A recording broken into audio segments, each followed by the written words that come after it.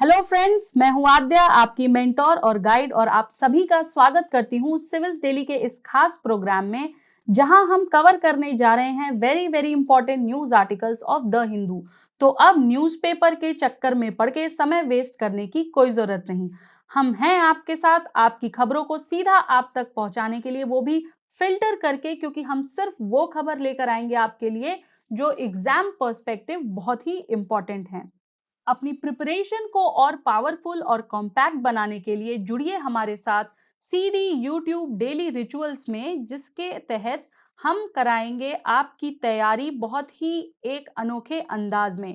Prelims level पर जहां हम आपके लिए लेकर आ रहे हैं एमसीक्यूज, स्ट्रैटेजी एंड एक्सप्लेनेशंस के साथ, वहीं मेंस और प्रीलिम्स को अगर हम कंबाइन करके चलें तो इसके लिए हम आपके लिए 3 प्रोग्राम्स लेकर आ रहे हैं, जहां सबसे पहले करंट अफेयर एनालिसिस है, देन नंबर 2 पे एडिटोरियल एंड ओपेड एनालिसिस है, और नंबर 3 पर एक्सप्लेनर है। ये प्रोग्राम डेली बेसिस पर हैं, जहां पर आपको एक बहुत ही अच्छे तरीके से पूरा कॉन्सेप्ट बिल्डिंग होगी, और इसी के साथ साथ आपके लिए हम प्रीलिम्स, मेंस और इंटरव्यू के लेवल पर वीकली वेबिनार भी लेकर आ रहे हैं, जहां हम आपकी बातचीत कराएंगे यूपीएससी सीएससी टॉपर्स के साथ। इसके थ्रू आप जान सकते हैं कि टॉपर्स की स्ट्रैटेजी क्या थी, उन्होंने सोर्सेस कौन कौन सी यूज की, उन्होंने आंसर राइटिंग का क्या तरीका अपनाया, एसे राइटिंग करने का क्या तरीका अपनाया, और भी बहुत सारी चीजें जो आपके लिए इंपॉर्टेंट हो सकती हैं। तो चलिए इसी के साथ शुरू करते हैं आज की खबरों का सिलसिला। देखते हैं आज के अखबार में क्या खास है हमारे लिए एग्जाम्स के नजरिए से। तो एक और बात कि पहले आज का न्यूज़पेपर शुरू करने से पहले मैं आपको बता दूं कि आज है 26 नवंबर, जो कि भारत के इतिहास के हिसाब से बेहद इम्पॉर्टेंट दिन है। आज ही के दिन हमारा कॉन्स्टिट्यूशन जो है उसको लागू, मतलब उसको किया गया था। हमारे प्रेम्बल में भी कॉन्स्टिट्यूशन की डेट बनी हुई है, ठीक है, साइन हुआ था आज के दिन। कह सकते हैं कि हैप्पी बर्थडे है कॉन्स्टिट्यूशन का। ये तो थी जी 26 नवंबर की बात, लेकिन और भी बहुत सारी चीजें हुई थी 26 नवंबर को। एक पूरा पूरा इतिहास है। क्या आप मुझे बता सकते हैं कि आज के दिन में ऐसा क्या खास है? तो प्लीज हमें कमेंट सेक्शन में बताइए। और इसी के साथ शुरू करते हैं हमारी पहली खबर। तो हमारी पहली हेडलाइन है कि bring in 3 rate GST structure. ये टॉपिक हमारा सीधा सीधा दिख रहा है, यहाँ से जीएसटी स्ट्रक्चर निकला, जो कि किसका टॉपिक है? पेपर 3 का टॉपिक है, इकोनॉमिक्स का टॉपिक है, टैक्स के अंडर का टॉपिक है, ठीक है। तो इस खबर में ऐसा क्या खास था जो हमारे एग्जाम पर्सपेक्टिव से है?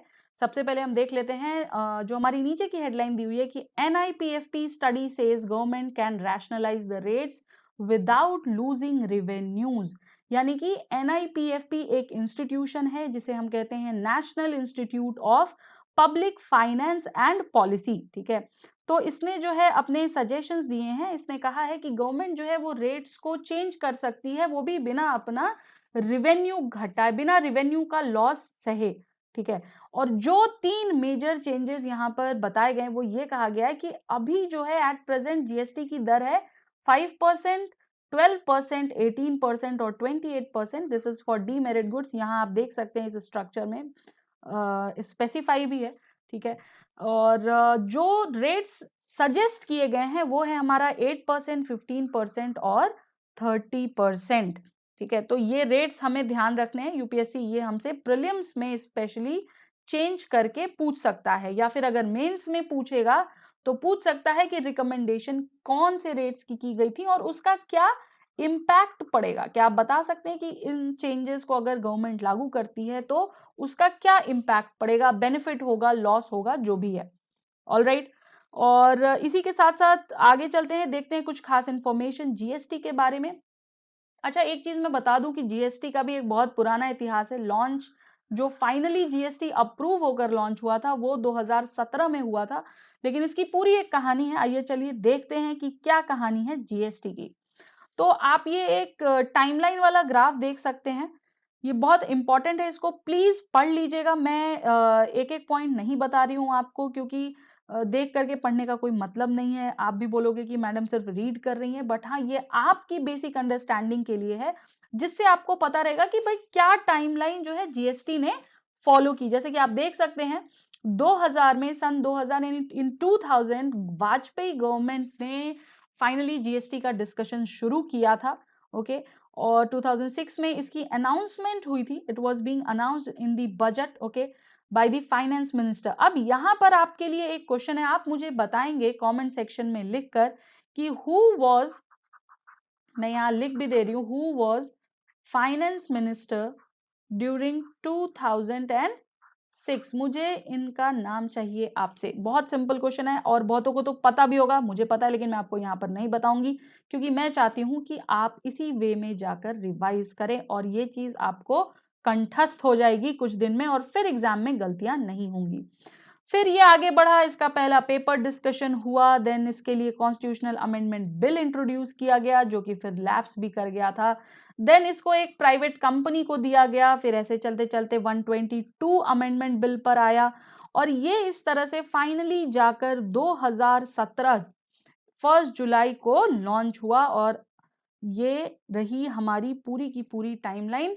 ठीक है, इसको प्लीज देख लीजिएगा क्योंकि अक्सर पूछ देता है। मुझे याद है कि एक बच्चे ने कहा था कि शायद अभी जो यूपीपीसीएस का एग्जाम हुआ था उसमें ये क्वेश्चन था कि भाई जीएसटी कब लागू हुआ था इंडिया में। ठीक है, तो ऐसे टाइप के क्वेश्चंस पूछे जाते हैं, देख लीजिएगा इसको प्लीज। आगे चलते हैं। ओके, सो यहाँ पर एक मैंने आपके लिए ग्राफ दिया हुआ है, ये बहुत इंपॉर्टेंट ग्राफ है और ये आपको गूगल पे भी इजीली मिल जाएगा। ठीक है, तो यहाँ पर डिफरेंस है कि सेंट्रल जीएसटी क्या होता है, स्टेट जीएसटी क्या होता है और इंटीग्रेटेड जीएसटी क्या है।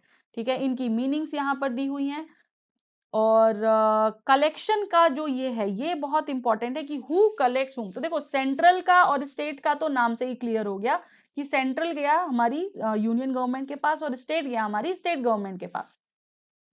बट जो ये आईजीएसटी है ये कौन करता है, तो ये सेंट्रल गवर्नमेंट करती है। ये सेम एक तरह से कह लो बिल वाला फंडा है यहाँ पर। ठीक है, और फिर आता है इसका एप्लीकेबिलिटी का, ये भी इंपॉर्टेंट है। एप्लीकेबल कहाँ कहाँ है, central GST intra state applicable है, स्टेट जीएसटी भी है और इंटीग्रेटेड जो है वो इंटर स्टेट सप्लाई है। ठीक है, तो ये देख लीजिएगा। इसके बाद जो इस पूरी खबर से इंपॉर्टेंट मुद्दा उठता है वो है हमारे जीएसटी काउंसिल का। तो जी जीएसटी काउंसिल हमारा स्टेटेड है आर्टिकल 279A के अंदर in the constitution. Article number 279 is related with GST Council. Now you will also tell me or just try to tell me that which article under which article GST is given. GST means goods and services tax has been stated in the Indian Constitution. Okay, बहुत simple question है, I am sure you will be able to do it. GST council अब जो है वो form कैसे हुआ, ठीक है, तो इसको फॉर्म किया हमारे प्रेसिडेंट ने। It was formed by the president. Why? To administer and govern the GST. ठीक है, this was the aim and objective. Who was the chairman? So chairman was our union finance minister of India with ministers nominated by the state government as its members. Alright, ये चीजें हैं। 1/3 voting power है हमारे centre के पास and state के पास 2/3 voting power है, right. And the decisions are being taken by the 3/4 majority. जो भी डिसीजन लिए जाते हैं जीएसटी काउंसिल के अंदर उसमें 3/4 यानी 3/4 मेजॉरिटी जरूरी है। ठीक है, ये सारे क्वेश्चंस मैं इसलिए बहुत फोर्स करके पढ़ा रही हूँ, आपको बता रही हूँ बार बार, क्योंकि ये स्टेटमेंट बेस्ड क्वेश्चंस में अक्सर पूछता है। ऑलराइट, चलते हैं हमारी नेक्स्ट न्यूज की तरफ। हमारी नेक्स्ट न्यूज कहती है, बात कर रही है ये EWS यानी इकोनॉमिक वीकर सेक्शन के कोटा के ऊपर। जीएस पेपर 2 का टॉपिक है, सोशल जस्टिस और रिजर्वेशन का टॉपिक है, राइट। अब देखो ये न्यूज क्यों आई, नीट के एग्जाम के बाद से ये पूरी न्यूज बहुत चर्चा में है, राइट। अब सीन क्या हुआ कि कुछ समय पहले जो है हमारी जो सुप्रीम कोर्ट थी उन्होंने पूछा सेंट्रल गवर्नमेंट से या यूनियन गवर्नमेंट कह लो, उन्होंने क्वेश्चन किया सुप्रीम कोर्ट ने कि what methodology do you guys have adopted for fixing ₹8 lakh as the annual income limit to identify the economic weaker section. ठीक है, मैं इसको हिंदी में भी बता देती हूँ बहुत सिंपल भाषा में। सुप्रीम कोर्ट ने ये सवाल किया हमारी यूनियन गवर्नमेंट से कि भाई आप EWS कोटा लेकर आए, राइट। ईडब्ल्यूएस के अंडर आपने 8 लाख रुपए एनुअल इनकम जो है रखा, एनुअली जो रखा बेसिकली कि भाई इतनी लिमिट, इससे नीचे वाला जो है वो होगा। तो वो कौन सी मेथोडोलॉजी थी भाई साहब जो आपने यहाँ अप्लाई की? सीधा सा क्वेश्चन सुप्रीम कोर्ट का। ये सुप्रीम कोर्ट ने क्यों क्वेश्चन पूछा? क्योंकि यार बहुत बड़ा मतलब एक वेग वो लेकर के आए थे, ठीक है। ऐसा कहा जा रहा है, क्रिटिक्स का भी यही कहना है और थिंकर्स का भी यही कहना है कि ये जो 8 लाख वाला जो इनकम लिमिट है ना, पहले तो ये ईडब्ल्यूएस का जो इन्होंने वो किया था 1992 में जो केस हुआ था, हम उसकी भी बात करेंगे अभी कि कैसे ये उसके अगेंस्ट है, ठीक है। तो ये चीजें हुई कि सुप्रीम कोर्ट ने क्वेश्चन पूछा।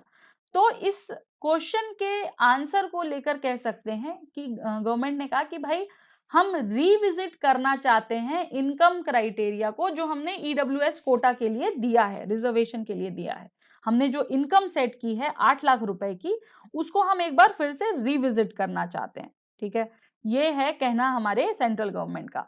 अब भाई सेंट्रल गवर्नमेंट तो ये कह के निकल गई, लेकिन ये आर्टिकल हो गया हमारे लिए इंपॉर्टेंट। इसलिए हो गया क्योंकि यहाँ पे सुप्रीम कोर्ट भी इन्वॉल्व है और तो और यहाँ पर हमारा सेंट्रल और यूनियन गवर्नमेंट भी इन्वॉल्व है, ठीक है। और इसी के साथ साथ जो भी डिसीजन होगा ना वो एक बहुत बड़े वर्ग के लोगों को अफेक्ट करने वाला है। तो ये ऑब्वियसली ये हमारे लिए बहुत इंपॉर्टेंट चैप्टर बन जाता है, ठीक है। अच्छा एक और चीज आप मुझे चलो मैं ही बता देती हूँ। जो हमारी अमेंडमेंट हुई थी 103, राइट, 103rd अमेंडमेंट के अंडर जो है ये ईडब्ल्यूएस का कोटा का जो था, इकोनॉमिकली वीकर सेक्शन का जो रिजर्वेशन वाला फंडा था वो लेकर के आया गया था।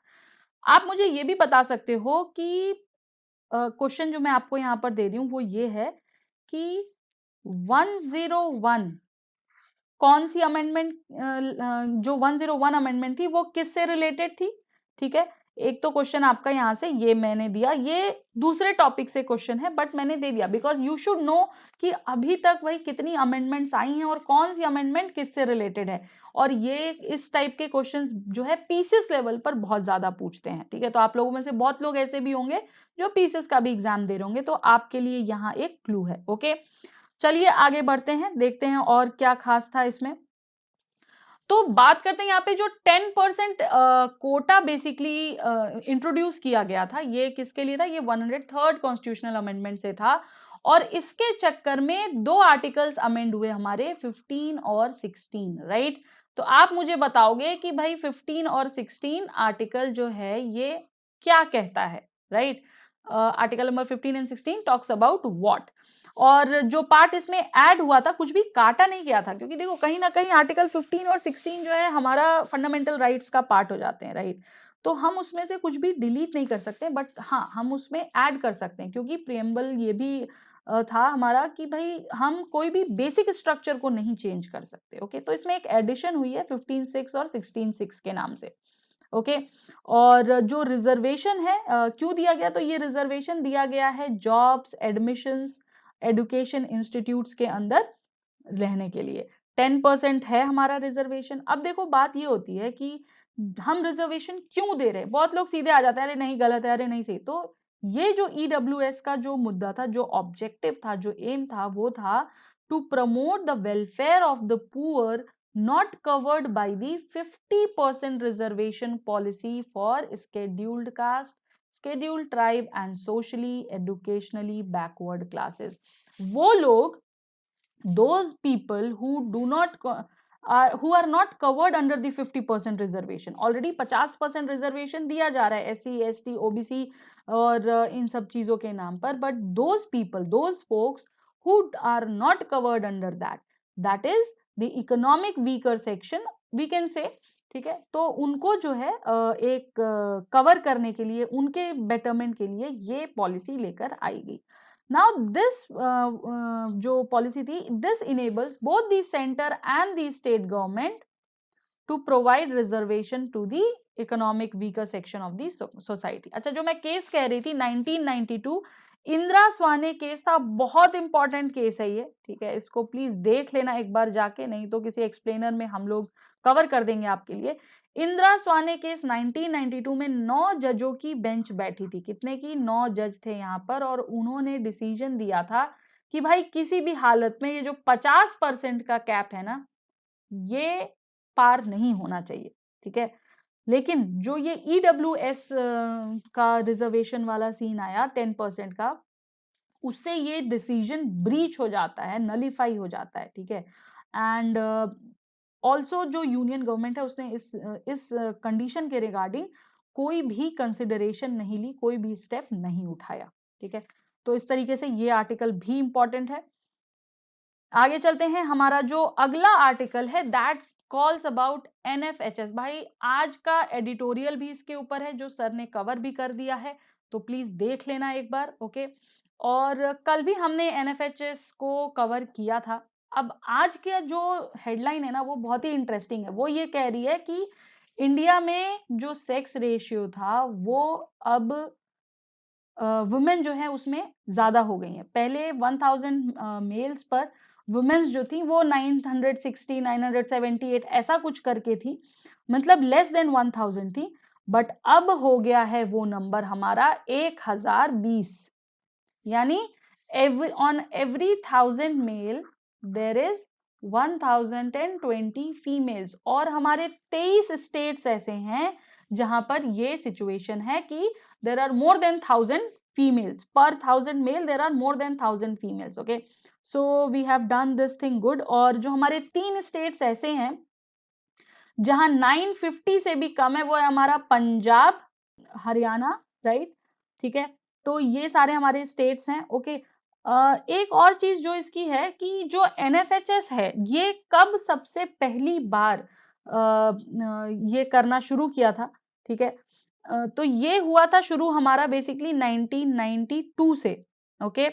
और कल जो हमने न्यूज पढ़ी थी एनएफएचएस से रिलेटेड वो थी हमारी इस पर फर्टिलिटी रेट पर था, बेसिकली वो टीएफआर से रिलेटेड था। टोटल फर्टिलिटी रेट की बात की गई थी और आज के इसमें बात की गई है मेल वर्सेस फीमेल रेशियो की।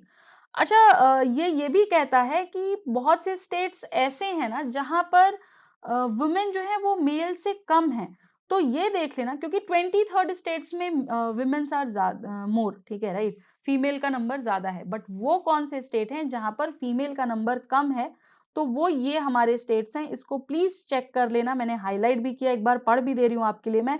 Gujarat, Maharashtra, Arunachal Pradesh, Madhya Pradesh, Punjab, union territories of Jammu and Kashmir, Chandigarh, Delhi, Andaman Nicobar and Dadra and Nagar Haveli. तो बेसिकली यूटीज तो खैर ऑलमोस्ट सारी कवर हो गई, एक दो को छोड़ के, अदरवाइज स्टेट्स भी हैं।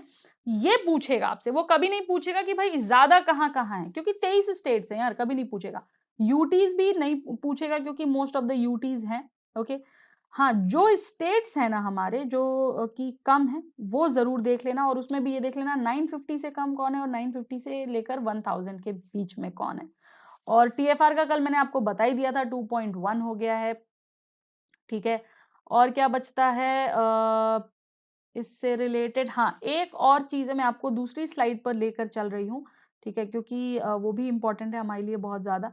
अच्छा, केरला एक एक्सेप्शन है यहाँ पे। केरला में सेक्स रेशियो तो बढ़ा है, ठीक है, राइट। पहले भी केरला में हमेशा से ज्यादा ही था, और पहले था 1121 और अभी वो थोड़ा सा कम हो गया है, 1049 हो गया, but still there is like fair, ठीक है, सिचुएशन इज इन कंट्रोल। तो ये एक एक्सेप्शन रहा है केरला के साथ। और जो एक चीज हुई है वो ये कि जो टीएफआर था जो हमने की कल डिस्कस किया था, और आप लोगों ने सही आंसर भी दिया था उसका, जो मैंने क्वेश्चन पूछा था कि हाईएस्ट कहाँ है, वो बिहार उसका आंसर था, वेरी गुड, ठीक है। तो केरला के साथ क्या हुआ है, केरला में टीएफआईआर जो है वो इंक्रीज हो गया है 1.8। पहले जो टीएफआर था यहाँ पे वो 1.6 था और वो अब इंक्रीज हो गया है 1.8, ठीक है। तो ये एक देख लेना। यहाँ का जो ये पूरी न्यूज है ना एनएफएचएस, इसका जो मैं कह सकती हूँ जो थियोरेटिकल पार्ट है वो सर ने बहुत अच्छे से कवर किया, क्योंकि ये एडिटोरियल में भी है तो हमको और डेप्थ में जाकर देखना पड़ेगा, क्योंकि एनएफएचएस इंस्टीट्यूशन से रिगार्डिंग भी क्वेश्चंस हमसे पूछे जा सकते हैं स्टेटमेंट में, ठीक है। और दूसरी चीज ये कि प्रीलिम्स में ये हमारे लिए बहुत इंपॉर्टेंट है, क्योंकि जो इसमें एक एक डेटा दिए हुए हैं ना, मैंने सारा हाईलाइट किया, सिर्फ हाईलाइट पार्ट आप पढ़ लेना और हो जाएगा। वो डेटा हमसे घुमा फिरा के सेंटेंस में पूछ सकता है। उसके साथ ही साथ अगर आप इस डेटा को, आपको थोड़ा भी ध्यान है, राइट, तो अगर आप मेंस का आंसर लिख रहे हो, वहां अगर आप कोट करोगे ना, believe me you will be getting +1 marks for that quotation. ठीक है, तो प्लीज हमेशा डेटा कोट करिए आप लोग। इससे रिलेटेड ही एक और न्यूज आई थी, वो ये थी कि भाई अनीमिया के केसेस जो हैं वो सर्ज हो गए हैं। ठीक है, कि जो एनीमिया है, ठीक है, तो अब आपसे अगर इस क्वेश्चन के थ्रू आपसे पूछेगा कि क्यों हुआ, तो उसमें यही पूछेगा कि भाई क्या रीजंस हैं, what is the reason for this rise in anemia cases। तो उसके लिए low level of iron, lack of nutrition, and the third one was inadequate intake of fresh fruits and vegetables as well as a deficiency of vitamin B12। ये important है कि कौन C vitamin की deficiency से हमें anaemia की problem होती है। ठीक है, और ये भी है कि इस न्यूज में ये भी इंपॉर्टेंट था कि भाई जो ये केसेस सर्ज हुए हैं ना एनीमिया के, ये चिल्ड्रन और वुमेन में ज्यादा हुए हैं। ठीक है, और इसका डेटा यहाँ पर दिया हुआ है, मैंने हाईलाइट भी किया है आपके लिए कि NFHS 4 में ये 58.6% था, और अब ये बढ़कर हो गया है कितना, 67%। ठीक है, तो ये तो हमारा रहा, ये वाला जो एरिया है ये चिल्ड्रन सेंट्रिक है। ठीक है, और कब हुआ था ये भी यहाँ पर डेट्स दी हुई है। प्रेग्नेंट वुमेन में क्या चेंजेस रहे यहाँ पर मेंशन है कि 52.2% से जो है ये हो गया है अभी, और पहले ये था कितना, 50.4%। ठीक है, तो ये सारे जो छोटे छोटे डेटा है ना, तो एक इंक्रीज हुआ है ओवरऑल, अगर मान के चले 1 या 2% या 3% की हर जगह पे, तो ये भी हमारे NFHS के अंडर आता है। ठीक है, इसी से रिलेटेड एक ये डेटा चार्ट था, मुझे बहुत अच्छा लगता है ये द हिंदू का, यहाँ पर ये पूरा कवर किया आपका, ये जो पैरा है ना, इसको प्लीज देख लेना आप लोग, क्योंकि इसमें एक आपको जो कंक्लूजन लिखते हैं हम ना आंसर का, उसका बहुत अच्छा मैटर यहाँ से मिल जाएगा। ठीक है, और स्टंटेड, वेस्टेड, ये सारी टर्म्स जो हैं सर ने बहुत अच्छे से आज कवर किया है कि किस में कितना क्या हुआ है, क्या मतलब है, स्टंटेड का मतलब क्या है, वेस्टेड का मतलब क्या है। ठीक है, और क्या चेंजेस रहे हैं, राइट, तो ये चीजें आप देख लीजिएगा, इस एंगल से ये न्यूज भी इंपॉर्टेंट है। आगे चलते हैं, हमारी नेक्स्ट न्यूज है China noncommittal on US oil release plan, OPEC plus unmoved. ठीक है, जीएस पेपर 2 का टॉपिक है China US issue, China US issue, और चाइना अफगानिस्तान इशू, और चाइना इंडिया इशू। ये 3 ऐसे इश्यूज हैं जो कहीं ना कहीं इंटरकनेक्टेड हैं, और इन्हें हमें मेंस के पर्सपेक्टिव से बहुत ध्यान से देखना है। अच्छा, इस आर्टिकल को ये जो आर्टिकल जैसे ही शुरू होता है ना, वहां पे एक बहुत इंटरेस्टिंग फैक्ट यहाँ दिया हुआ है कि चाइना जो है वो वर्ल्ड का लार्जेस्ट क्रूड इंपोर्टर है। ठीक है, तो ये आप देख लेना, ये पूछ सकता है आपसे प्रीलिम्स लेवल पर। ओके, एंड जो इस पूरे आर्टिकल में इंपॉर्टेंट था वो ये था कि million of barrels of oil जो है वो प्लान किया जा रहा है उसको रिलीज करने का फ्रॉम स्ट्रैटेजिक रिजर्व्स, और इसमें जो है यूएस को कोऑर्डिनेट कर रही हैं कंट्रीज चाइना, जापान और इंडिया। ठीक है, तो ये न्यूज खबर में है बेसिकली, और क्यों ऐसा किया जा रहा है, तो ऐसा किया जा रहा है इसलिए so that for the cooling of prices which is like 60% मोर, यहाँ पर भी दिया हुआ है आपको।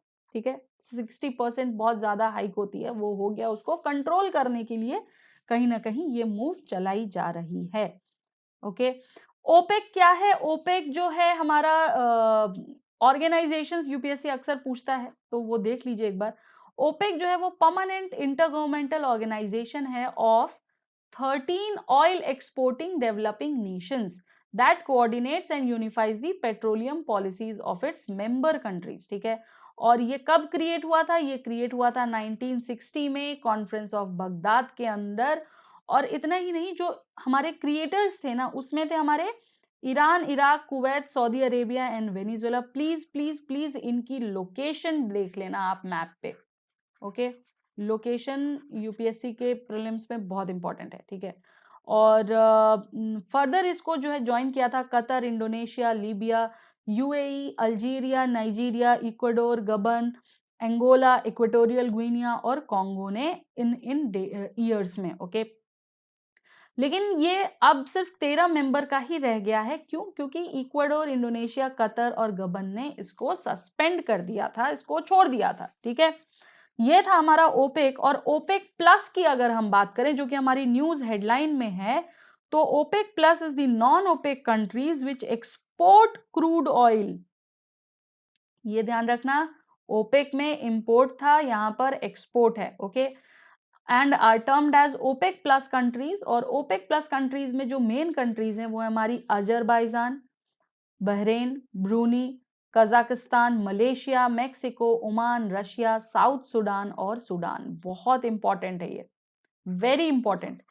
इनको नोट डाउन भी कर लीजिएगा, इनकी लोकेशन भी देख लीजिएगा। ओके, एंड इन शॉर्ट में हम अगर कहें तो ये कह सकते हैं कि ये वो कंट्रीज हैं जो एक्सपोर्ट करती हैं crude oil apart from OPEC countries. ठीक है, और इन्हें ओपेक प्लस कहा जाता है। सिंस हेडलाइन में ओपेक प्लस लिखा हुआ है इसलिए बहुत इंपॉर्टेंट है। ठीक है, ओपेक पहले भी पूछ चुका है, ओपेक प्लस पूछा जा सकता है आपसे आने वाले दिनों में। ठीक है, नेक्स्ट है हमारा cleaning Yamuna top priority. Kejriwal ji ने कहा है कि भाई साहब यमुना को साफ करना हमारी एट प्रेजेंट टॉप प्रायोरिटी है। जीएस पेपर 1 का इशू है वाटर रिसोर्सेज से, और पॉल्यूशन को लेकर के ये पूरा मुद्दा जो है न्यूज में कुछ दिन पहले देखे होंगे आप, कुछ ऐसे फॉग सा दिख रहा था यमुना में, अभी भी होगा। अगर कोई दिल्ली में है तो वो जाकर देख भी सकते हैं। ठीक है, बहुत ज्यादा फॉग हो गया है यमुना के अंदर। ठीक है, बहुत ऐसे झाग झाग सी हो गई है, यमुना पूरी स्नोई हो गई है। ठीक है, और जो हमारे केजरीवाल साहब हैं, दिल्ली के सीएम साहब हैं, उन्होंने कहा है कि टारगेट है उनका 2025 तक यमुना को, फेब 2025 तक यमुना को क्लीन करने का।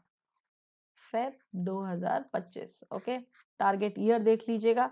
और यहाँ से इंपॉर्टेंट होता है यमुना का रोल। ठीक है, सिंस न्यूज में यमुना है तो यमुना क्या है, यमुना किसकी ट्रिब्यूटरी है। ओके, यमुना के ट्रिब्यूटरीज क्या हैं, ये सारी चीजें, लोकेशन क्या है, कितनी लेंथ है, कहाँ कहाँ से गुजरती है, ये सारी चीजें यमुना से रिलेटेड इंपॉर्टेंट हो जाती हैं। और Yamuna is a major tributary of river Ganga या फिर गैंजेस, जो कि originates from the Yamunotri glacier near Bandarpunch peaks in the Mussoorie range of lower Himalayas in Uttarkashi district of Uttarakhand. देखो कितनी सारी न्यूज निकल गई एक न्यूज से। यमुना बेसिन के लिए बताया है यहाँ पर, गैंजेस एट द संगम इन प्रयागराज मिलती हैं यमुना, गंगा और सरस्वती। ठीक है, उत्तर प्रदेश में, एंड वहां से फ्लो होती हुई ये उत्तराखंड, हिमाचल, हरियाणा और दिल्ली को कवर करती है। इसकी पूरी लेंथ है 1376 किलोमीटर्स। ठीक है, यमुना इंपॉर्टेंट रिवर है तो देख लीजिएगा। नेक्स्ट न्यूज है हमारी स्कॉर्पियन क्लास सबमरीन आईएनएस वेला के ऊपर। ये एक सबमरीन जो है लाई गई है। ठीक है, नेवी को डिलीवर की गई है एक तरह से हम कह सकते हैं, और ये 4th क्लास कन्वेंशनल सबमरीन है। जो हाईलाइटेड पार्ट है बहुत इंपॉर्टेंट है, इसको प्लीज नोट डाउन कर लेना। ठीक है, वेला जो है basically it has taken the make in India spirit. ठीक है, and apart from this it was launched and named वेला ऑन May 6, 2019। 2019 में ही हो गई थी ये। ओके, बस ये कि इसको कमीशन में अभी भेजा गया है। ठीक है, और it also includes 8 Russian kilo class submarines, 4 German HDW, अच्छा sorry, it not well includes, but basically जो नेवी है हमारे पास ना, उसके पास currently at present 16 conventional submarines हो गई हैं, और एक न्यूक्लियर सबमरीन भी है। कल भी हमने एक सबमरीन के बारे में पढ़ा था, आप मुझे बताना कमेंट सेक्शन में कि वो न्यूक्लियर है या कन्वेंशनल है। ठीक है, तो अब टोटल जो है बेसिकली अगर ऊपर से देखा जाए तो हमारे पास 17 हो गई हैं सबमरीन्स, राइट। और जो ये हमारी सबमरीन्स, इनमें से 8 जो हैं वो रशियन हैं, ओके, किलो क्लास की हैं, एंड 4 जो हैं वो जर्मन हैं, 4 फ्रेंच है। ओके, एंड ये जो हमारा दिया हुआ है ना न्यूक्लियर जो है वो है हमारी INS अरिहंत। ये नाम बहुत इंपॉर्टेंट है, यहाँ न्यूज़पेपर में नामों का आना मीन्स ये सारे बहुत बहुत इंपॉर्टेंट नाम हैं। ठीक है, वेला के बारे में कहें तो वेला का जो नाम दिया गया है वो इंडियन फिश पर दिया गया है, belonging to the stingray family. ठीक है, सबमरीन्स को जनरली फिश के ही नाम पे रखते हैं ये लोग, कभी कभार इधर उधर कर देते हैं, अदरवाइज काफ़ी सारे नाम्स यूज होते हैं। नेवी का प्रोजेक्ट है प्रोजेक्ट 75, इसकी हमने पहले भी डिस्कशन की है। ओके, ये देख लीजिएगा। जो फर्स्ट सबमरीन है INS Kalvari, it was commissioned in 2017, second submarine INS Khanderi in September 2019 and third one INS Karanj in March 2021. The fifth submarine Wagir was launched in November 2020 and is undergoing sea trials. ठीक है, तो ये सारी news important है यहाँ से। Science के उसमें साइंस एंड टेक वाले पार्ट में इंपॉर्टेंट है, जीएस पेपर 3 में भी पूछ सकता है, स्पेसिफिकेशंस पूछ सकता है कि भाई क्या है कैसे हैं बताओ, क्यों नाम पड़ा। ओके, और प्रीलिम्स में तो भाई कुछ भी पूछ सकता है। ऑलराइट, तो चलते हैं आगे, देखते हैं अगली खबर। अगली खबर हमारी है Uttar Pradesh will be the best linked state says PM. हमारे प्रधानमंत्री जी ने झेवर में कल एयरपोर्ट का इनॉग्रेशन किया और कहा कि this is the Asia's largest airport. देखो यूपी पीसीएस अगर प्रिपेयर कर रहे हो ना, पक्का क्वेश्चन आएगा which is Asia's largest airport, और हमें लगेगा कि इंडिया में तो होगा नहीं, लेकिन जी है वो झेवर वाला एयरपोर्ट है, प्लीज देख लीजिएगा। और मे बी यूपीएससी भी पूछे, बट घुमा फिरा के पूछेगा, ऐसा इतना इजी तो मुझे नहीं लगता कि पूछेगा, बट फिर भी ध्यान में रखने वाली चीज है। और पीएम साहब ने बोला है कि डबल इंजन गवर्नमेंट का नाम दिया है किसे, यूपी को। ओके, और बोला है कि यूपी के लोगों को ये डिजर्व करता है। ठीक है, and UP has become the best linked state. Okay, सबसे इजी तरीके से आप यूपी में लिंक हो सकते हैं, कहीं भी आना जाना हो। ओके, बस इसमें इतना ही खास है और कुछ नहीं है। आगे चलते हैं। आज की एक और न्यूज़ थी कि इंटरपोल में बेसिकली सीबीआई ऑफिसर थे सिन्हा जी। ठीक है, इन्हें अपॉइंट किया है इंटरपोल पैनल, इलेक्ट किया है, अपॉइंट तो नहीं इलेक्ट किया है। ठीक है, so the Interpol on Thursday elected CBI special director Praveen Sinha, इनका नाम है प्रवीण सिन्हा, और इनको इलेक्ट किया गया है on which post, as a delegate for Asia, as a delegate for Asia के तौर पर इन्हें इलेक्ट किया गया है in the executive committee of Interpol. ठीक है, ये उन 5 लोगों में से थे जो कि कंटेस्ट कर रहे थे इस पोजीशन के लिए, और उसमें से 2 और थे। ठीक है, फ्रॉम 5 देशों से भी लोग आए थे, 5 contestant from 5 countries for the 2 post of delegates for Asia. ठीक है, मतलब कि किन्हीं 2 को सिलेक्ट किया गया होगा और 3 रिजेक्ट हो गए होंगे, तो इनका नाम इंपॉर्टेंट है, देख लीजिएगा। And that's all for today guys. एक बार और सीधी यूट्यूब रिचुअल्स पे मैं आपको लेकर आई हूँ, प्लीज़ इन प्रोग्राम्स के साथ हमसे जुड़े रहिए और हमें बताते रहिए जो भी हम क्वेश्चंस आपसे पूछ रहे हैं, जो भी आपके डाउट्स हों या क्वेरीज हों, आप कमेंट सेक्शन में हमें बता सकते हो। अगर आपको इस लेक्चर का पीडीएफ चाहिए तो डिस्क्रिप्शन बॉक्स में पीडीएफ का लिंक दिया हुआ है, उस पर क्लिक करके आप उसे डाउनलोड भी कर सकते हो। और अगर मेंटोरशिप के लिए आप हमसे जुड़ना चाहते हो तो समन्वय फॉर्म का भी लिंक डिस्क्रिप्शन बॉक्स में दिया हुआ है, आप उस पर फॉर्म फिलअप करके हम तक अपनी क्वेरी, हम तक अपनी बात पहुंचा सकते हो, हम आपको बिल्कुल कांटेक्ट करेंगे। Thank you so much guys हमारे साथ जुड़े रहने के लिए, एंड आई होप आप आज का लेक्चर आपको अच्छा लगा होगा। प्लीज़ अपने डाउट्स बताइए, हम तक अपनी क्वेरीज लाइए, और जो भी क्वेश्चंस हम पूछ रहे हैं ना उनको ज़रूर आंसर करिए, बिकॉज वो ही आपकी मदद करेंगे एग्जाम्स में। थैंक यू, नमस्कार। Subscribe to our YouTube channel and press the bell icon on the YouTube app and never miss another update from Civils Daily.